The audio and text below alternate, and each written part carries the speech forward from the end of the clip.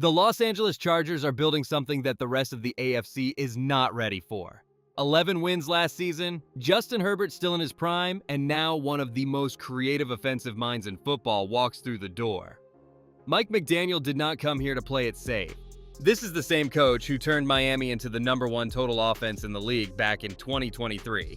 And now he is sitting in a room with a quarterback who can do things most play callers only dream about. That alone would be enough to make noise. But the Chargers did not stop there. On defense, Derwin James Jr. is still that guy. Tuli Tuipulotu keeps growing into a real problem off the edge. And Teair Tart holds weight in the middle while Chris O'Leary steps in as the new defensive coordinator for a unit that was already one of the best in the NFL. This team did not get worse on either side of the ball. It got sharper. Now add two more names that change everything about the way this offense can function. Rashawn Slater and Joe Alt are coming back.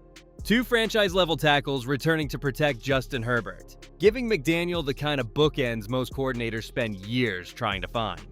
Behind them, Ladd McConkey and Quentin Johnston are ready to stretch the field. Omarion Hampton gives the run game a real pulse, and Oronde Gadsden creates mismatches that most defenses simply cannot plan for. On paper, this roster looks like it was designed to explode the moment the right play caller showed up. And that play caller just arrived. But here is what nobody is saying out loud. For all the firepower, for all the coaching upgrades, for all the names that make this roster feel like a real contender, there was one spot on this team that could have ruined everything before it even started. It was not on defense. It was not at receiver. It was hiding right in the middle of the offense, and if the Chargers ignored it, all of this excitement would have meant nothing once the season kicked off. What they did next is the part of this story that separates hope from something real, and that is exactly where this gets interesting. Most people were busy talking about coaching changes and skill position talent, but the real threat to this team was sitting where almost nobody looks first. When Bradley Bozeman retired, it did not just leave an empty chair. It ripped out the one player who touched the football before anyone else on every single snap. The center position is invisible when it works and catastrophic when it does not, and suddenly the Chargers had nothing there. Then Mekhi Becton was released, and the interior went from thin to almost non-existent. Two starters gone, no replacements lined up, and a quarterback in Justin Herbert who was sacked 54 times last season, the highest number of his entire 6-year career. That stat is not just a number, it is a story. It tells you that no matter how talented the arm is, no matter how smart the reads are, none of it matters when the pocket collapses from the inside before a route even has time to develop. Interior pressure is the silent killer in football. It does not show up on highlight reels the way a blindside strip sack does, but it wrecks timing, forces bad decisions, and turns a franchise quarterback into a survival artist instead of a playmaker. Joe Ortiz himself said the offensive line needed more bodies and more help. That was not coach speak. That was a general manager admitting out loud that the problem was real. And the worst part was the timing. Every team in the league could see that the center market was about to get ugly. Tyler Linderbaum was expected to reset the position's price tag, Connor McGovern had serious interest building, and the pool of proven starters was shrinking fast. The Chargers were not just dealing with a hole on their roster. They were staring at a ticking clock with half the league reaching for the same fix, and that is exactly why what happened next caught everyone off guard. There is a reason this coaching hire felt different from the start. Mike McDaniel did not come to Los Angeles to tweak a few plays and hope for better results. He came to install a system that demands speed, movement, and precision from the offensive line in ways the old scheme never asked for. His wide zone, Shanahan-inspired attack is built on the idea that linemen have to move laterally, seal gaps on the run, and create angles that most traditional blocking schemes do not even attempt. That is a completely different ask from what this group has been doing, and it changes what kind of players you need up front. In Miami, McDaniel turned Tua Tagovailoa into a Pro Bowler by getting the ball out faster and attacking the space defenses gave up before the snap. He led the Dolphins to 401.3 yards per game in 2023, first in the entire NFL. Now imagine that same mind working with Justin Herbert, a quarterback with a stronger arm, better mobility, and more experience reading pressure. The ceiling is not just higher. It is a different conversation entirely, but here's what makes this matter for the story we are telling. McDaniel brought Butch Berry with him as the offensive line coach, the same coach who spent years building the front in Miami that made all of that production possible. Berry coached Aaron Brewer at center with the Dolphins, a player who played every single snap in the 2024 season at a high level. So the coaching staff already knows exactly what they want from the center position. They have a template. They have a standard. And the question was whether the Chargers could find a player who matched it before someone else grabbed him first. While the rest of the league was still making phone calls and scheduling combine meetings, the Chargers were already closing a deal. Tyler Biadasz had just been released by Washington in a cap-saving move, which meant he was not tied to the normal free agency timeline. He could sign with any team immediately. Los Angeles brought him in for a visit on a Thursday, and by Friday morning, the contract was done. 3 years, $30 million, locked in on March 6th, before the legal negotiating window for unrestricted free agents even opened on March 9th. That speed is the part most fans overlook. The Bears had Biadasz in for a visit too. Other teams had meetings lined up. But the Chargers did not wait to see who else might call. They saw the player they wanted, they offered a fair deal, and they got it done before any kind of bidding war could form. In a league where hesitation costs you millions and sometimes costs you the player entirely, that kind of decisiveness from Joe Hortiz and the front office says something about how locked in this team is on its plan. And there is one more detail that makes this even smarter. Because Biadasz was released by Washington instead of hitting free agency as an unrestricted player, his signing does not count against the compensatory pick formula. That means the Chargers added a proven starting center and did not lose any future draft capital leverage in the process. No bidding war, no overpay, no wasted picks. Just a clean surgical move that solved the biggest question on the roster before anyone else even had a chance to compete. The rest of the AFC was still setting up their boards while Los Angeles was already moving to the next problem. This was not some desperate grab at the first name available. Tyler Biadasz has started 84 of his 92 career regular season games since Dallas drafted him in the 4th round back in 2020. He made the Pro Bowl in 2022 with the Cowboys, then signed with Washington, where he started all 31 regular season games he played across 2 years. The man has been on the field consistently, in multiple systems, under real pressure, and he has delivered every single time.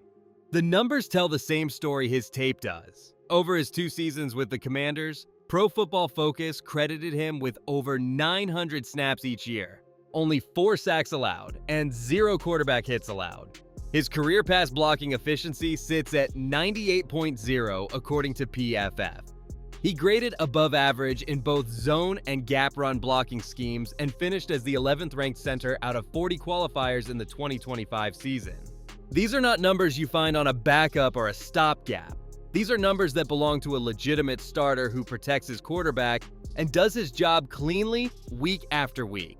And then there is the playoff pedigree that separates him from most of the names the Chargers could have chased. Biadasz has started 7 playoff games in his career, including the 2024 NFC Championship game, where he helped anchor the line for Jaden Daniels during Daniels' rookie season with Washington. He has been in the biggest moments this league offers, and he has held up. That kind of experience does not show up on a stat sheet, but it shows up when January football gets loud and the margin between winning and losing shrinks to almost nothing. Finding a good center is one thing. Finding the exact center your system was designed for is something completely different. And that is what makes this signing feel like it was meant to happen. McDaniel's offense needs a pivot who can move in space, handle combination blocks on the run, and communicate protections to the guards before the ball is snapped. Tyler Biadasz has been doing exactly that for years. His zone blocking grades, his lateral movement, and his experience operating in multiple schemes tell you he is not walking into something foreign. He is walking into something familiar. Now, put Rashawn Slater on the left side and Joe Alt on the right, 2 tackles who McDaniel has already praised for their ability to block in space, and this front starts to look like a real unit instead of a collection of individuals. That kind of cohesion up front is what opens the second level of the offense. Omarion Hampton gets cleaner lanes in the run game. Ladd McConkey gets more time to separate on intermediate routes. Quentin Johnston can actually threaten deep when the pocket holds for more than 2 seconds. Trey Harris adds another layer, and Aranda Gadsden becomes a nightmare matchup at tight end when play action actually has time to develop. The whole thing connects back to one principle McDaniel keeps repeating. The best offenses are built around the players you have, not the scheme you wish you could run. With Biadasz locking down the middle and two elite tackles framing the edges, this coaching staff finally has the kind of offensive line that lets the creativity breathe. Without that foundation, all the root concepts and motion packages in the world mean nothing. With it, every single weapon on this roster gets more dangerous, and that is the part that should worry every defensive coordinator in the AFC. Here is where the business side of this move gets just as impressive as the football side. The Chargers entered this offseason with about $98 million in top 51 cap space, the most in the entire NFL. That kind of money makes teams do reckless things. It tempts front offices into throwing massive deals at the loudest name in the room just to win the press conference. Los Angeles looked at all of that space and still chose a 3-year, $30 million contract instead of going to war over Tyler Linderbaum, who was projected to command north of $20 million per year. That difference matters more than people realize. By locking in Biadasz at $10 million per year instead of chasing Linderbaum at potentially double that price, the Chargers kept an extra $10 to $12 million per season in their pocket. That is real money.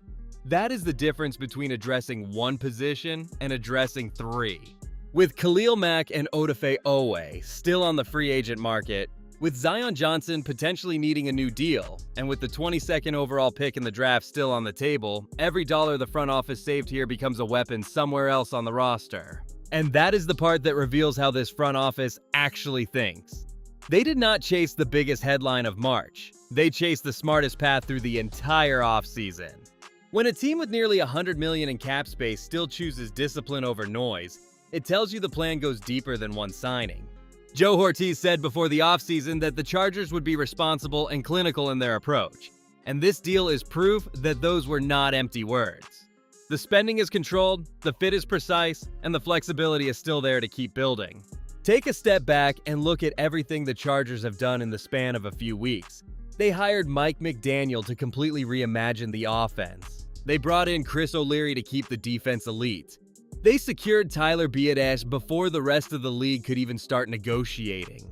They still have Rashawn Slater and Joe Alt returning healthy, a defense anchored by Derwin James Jr., and a roster full of young skill players ready to break out. All of that happened with nearly $100 million in cap space still available to keep making moves. This is not an offseason built on hope. This is a team eliminating every excuse that stood between Justin Herbert and a real postseason run. The scariest part is the way they are doing it. There is no panic. There is no overspending. There is no chasing names just to feel good about a press conference. Every move connects to the next one.